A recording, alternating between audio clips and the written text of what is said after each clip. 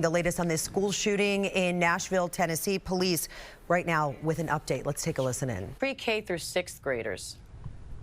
Yeah, Diane, it's just a terrible thing. These things never leave you if you're a police officer or if you're a parent. Those things haunt you the rest of your life. So these are echoes of Sandy Hook here. It looks like the protocols are working very well here across the nation in law enforcement, but we're not stopping this from happening, and that's the real tragedy here. It's unusual. You have a Christian parochial school this happening to. That part is unusual. Detectives will now figure out the motives, go social media, do all these things that we normally do. But our protocols are working, but it's still happening. That's the issue. Bob, in an investigation like this, what's the first question these officers will be trying to answer? Determine who the shooter is and what the motive was. That means going into ID him or her, go back to the house, go what's going on in their lives, do the social media profile, all these things, and then find out where the gun came from and how they got that gun. So these things, everybody knows this, they're off and running to do that, but the big question is why, and will always be why. Brad, ATF and the FBI are now responding. They're assisting the Metropolitan Police Department there in Nashville with this. What does that tell you about the gravity of this investigation, and how will they help? So let's start with a matter of routine. The ATF and FBI tend to respond to all mass shootings now. It's common protocol. They work together. They plan these things together. ATF will immediately, as Bob mentioned, go to work on whatever weapons were used, where do they come from, how did they get them, so forth and so on. The FBI may be able to help quickly if there's any sort of delicate forensic thing to do or an interview to be done outside.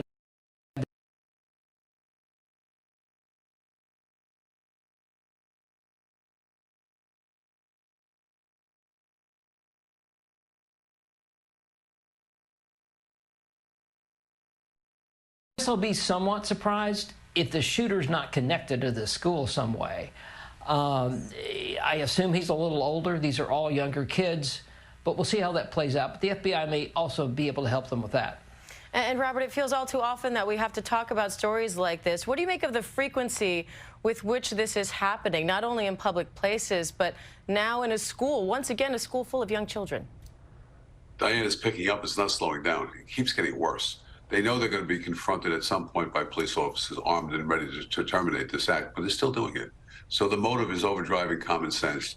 We'll see if there's mental illness involved in here, but what was the motive? Was it this anti-religion? We don't know right now. It will be interesting to see exactly what this was, and if anybody knew this was going to happen. That's why I always look to these things. Did anybody have a clue as to what's going on in this person's life? Because we see it all the time. So it's picking up, and it's not going away, despite the best efforts of law enforcement. And again, we are following this developing story. What we know right now is 3 students have been pronounced dead at a private Christian school in Nashville after a shooting there. Police say they engaged the shooter, and that shooter is now dead. That school serves grades from pre-K through 6th grade. We will continue to update you on this story throughout the day, and we will have continuing coverage on ABC News Live. I'm Diane Macedo. Have a good rest of the day. This has been a special report from ABC News. And that was an ABC special news report. Again, very traumatizing news coming out of Nashville. We'll have much more on Action News at 12:30 after this break. There have been Joes, Johns, Jalen's, and more Johns. Patricks and Peytons, Deons and DKs.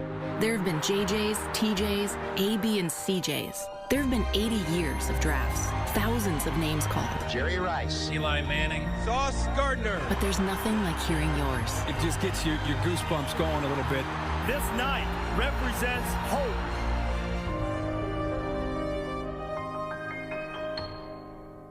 We started the business almost 20 years ago to provide quality, affordable dental care to the Philadelphia region. It's where I'm from. So for a limited time, we're offering free exams and 15% off all fillings. Insist on affordability. Insist on universal dentistry. Relentless, whip smart, and utterly fearless. A champion for underserved communities. Helen Gim is running for mayor to make Philadelphia safer for all of our families. Gim got the city to start sending mental health first responders on some 911 calls.